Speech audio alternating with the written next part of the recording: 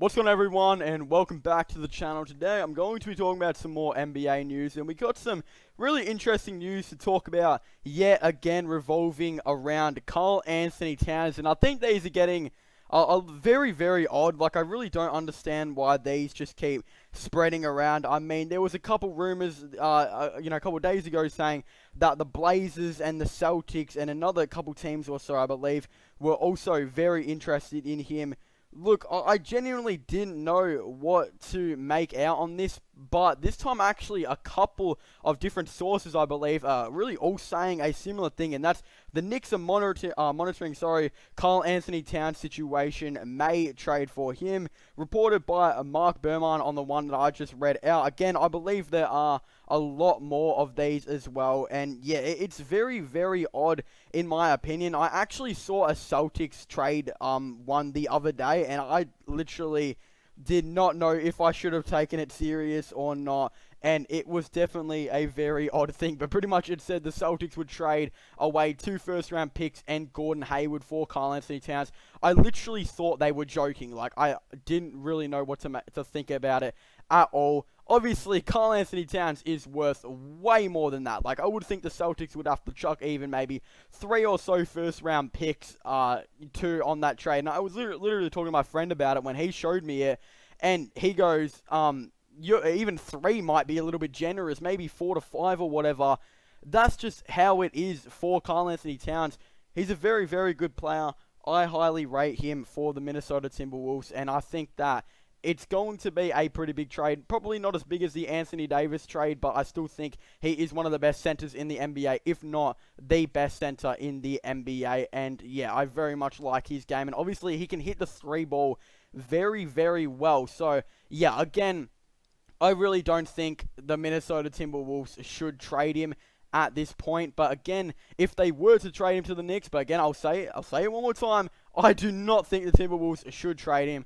But if they were to trade him to the Knicks, it would most likely be for Dennis Smith Jr., Kevin Knox, and this year's first-round pick, and maybe 2 or 3 more first-round picks to go alongside that. That's just what I would presume. If obviously the Knicks fall down to like pick 5 or something, then it may only be 2 to 3 more first-round picks. Or maybe 3 to 4 first-round picks. But if they get like 1 or 2, then it may be only 2 to 3 first-round picks rather than being 3 to 4.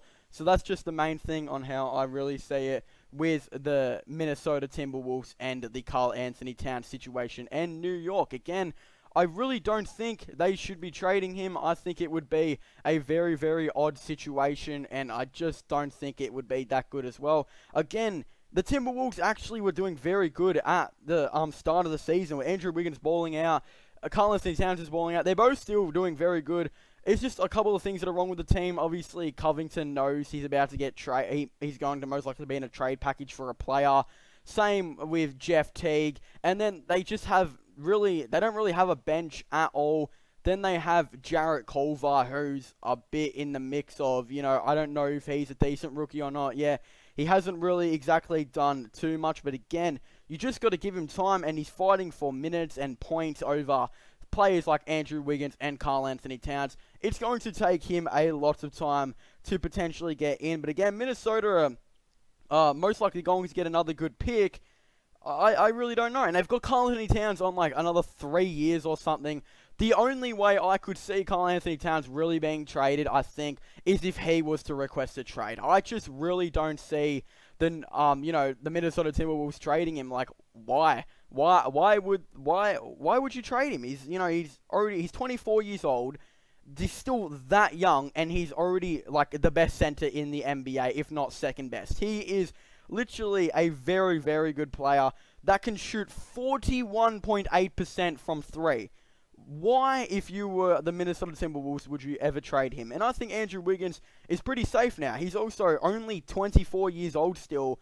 Again, I think Wiggins is safe. I think that those 2 players are the only safe players on the roster right now.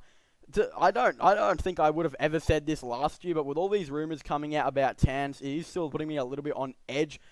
I literally think Wiggins might be the safest player when it comes to trade reports in this team. And obviously last year he probably would have been the most unsafe player when it came to trade talks and trade rumors. So that's pretty funny to think about. Again, I still think it's almost impossible that they trade Karl-Anthony Towns and Wiggins as well. It seems to be a little bit bizarre, but Covington, Jeff Teague, they're both on the trade market, I believe, and I think a lot of people agree with me on that.